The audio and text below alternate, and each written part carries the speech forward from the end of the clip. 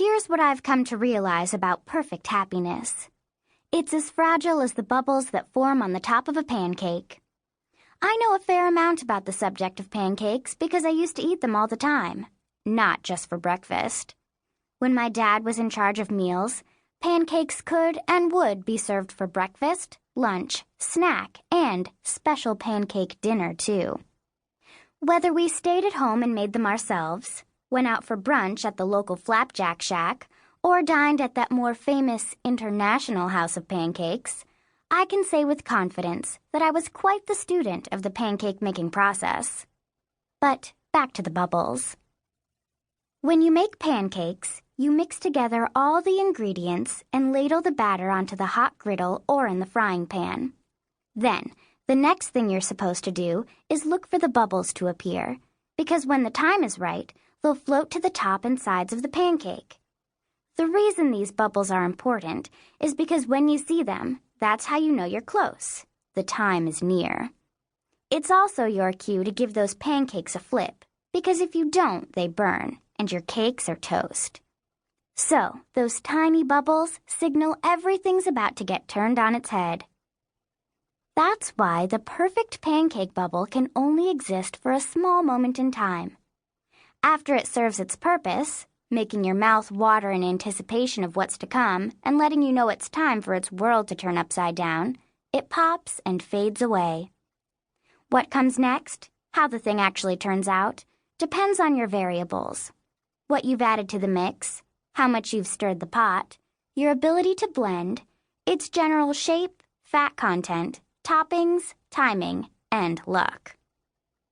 The comparison to high school is not lost on me either. "You have a bad attitude, Grace Manning," Mr. Sands says, his hazel eyes narrowing slightly as he gives me the once-over. "I like it." "And you have a lot of hair for an old man," I reply, kicking the footrest of his wheelchair. "I think we should give you a mohawk." "A mohawk?" Mr. Sands tilts his head back and curls the corners of his mouth into a smile. "Sounds painful." "Bawk! Buck bawk!" "Are you clucking at me?" "Did you just cluck at me, young lady?" he asks, trying to straighten up in his chair. "I did." "Implying I'm a chicken?" "If the wing fits, Sandman." "Miss Manning," Mr. Sands says formally, in a tone I imagine he would have used in business meetings. "You are looking at a man who served in the 1st Marine Division in the Korean War, where I was stationed in the mountains by the Choshin Reservoir, the Frozen Choshin, as it was known. The men of the 1st were officially called combat-ready soldiers, which meant we were the first on the ground fighting. Unofficially, we were called bullet catchers, because we gave the enemy something to shoot at. Over the course of my life, I've been called a good-for-nothing jerk, a son of a bitch, and a whole lot of other things that would make both you and me blush if I repeated them. But in all my years, no one, but no one, has ever called me a chicken. So go ahead. Scalp me if you dare." "You really want me to give you a mohawk?"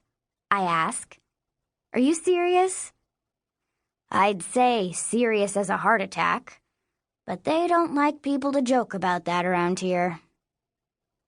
Mr. Sands, a resident in the Hanover House retirement community, is one of the only people in this place who would make a joke like that, which is part of the reason he's my favorite resident.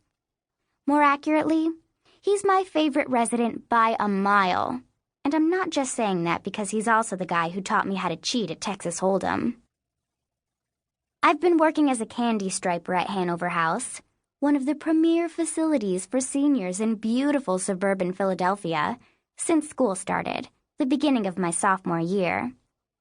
That was when my mother informed me it was time to get a job because it'll help motivate you, Grace.